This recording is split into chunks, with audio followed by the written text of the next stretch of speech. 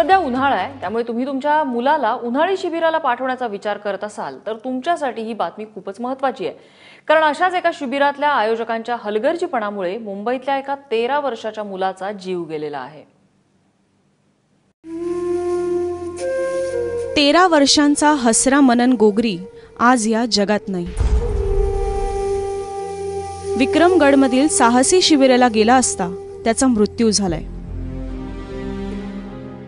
मुंबई आणि परिसरातील 118 मुलं तरुण मित्र मंडळानं आयोजित केलेल्या कॅम्पसाठी 1 मे रोजी विक्रमगडला गेले.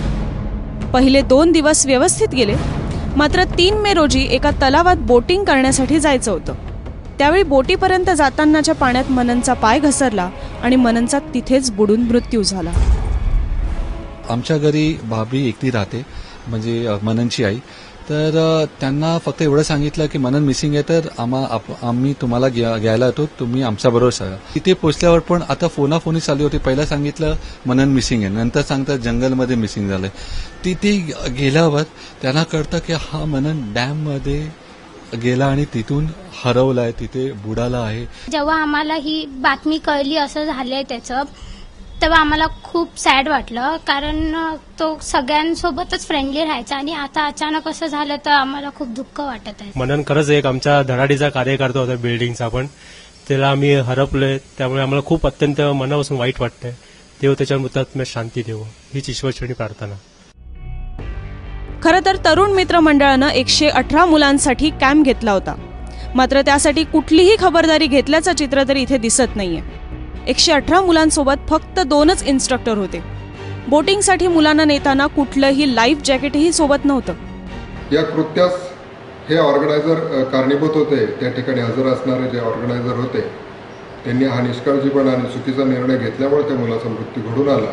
त्यांच्याविरुद्ध एक गंभीर स्वरूपाचा गुन्हा भादवी कलम 304 प्रमाणे दाखल करण्यात आलेला आहे. त्यांना या गुन्ह्यामध्ये लागलीच अटक करण्यात आलेली आहे.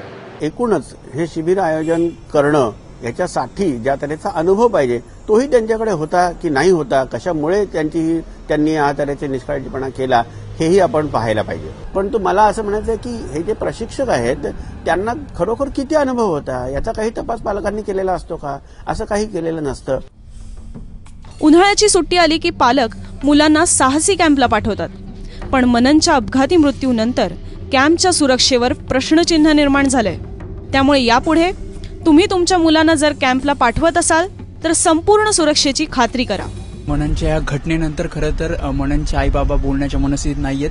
मात्र अशी जी घटना आहे, ॲडव्हेंचर कॅम्प जे आहेत, तेव्हा जर तुम्ही पाठवत असाल किंवा ऑर्गनाईज करत असाल तर ह्या सगळ्या गोष्टींची ऑर्गनायझर्सनी सुद्धा काळजी घ्यायला पाहिजे आणि त्याचबरोबर पाठवणाऱ्यांनी सुद्धा त्या ॲडव्हेंचर कॅम्पबद्दल योग्य ती माहिती घ्यायला पाहिजे. कॅमेरामॅन अजित कदम सोबत वेदांत नेब, एबीपी माझा, मुंबई.